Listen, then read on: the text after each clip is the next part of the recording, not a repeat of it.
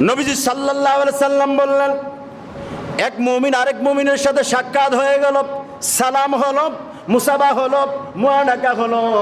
এরপরে মুসাবা মুআনাকা হওয়ার সাথে সাথে দুই মুমিন যখন একত্রিত হয়ে গেল, আল্লাহ রাব্বুল আলামিন ওই দুইজন মুমিনের তামাম জিন্দেগির সগীরা গুনাহগুলো মাফ করে দেয়।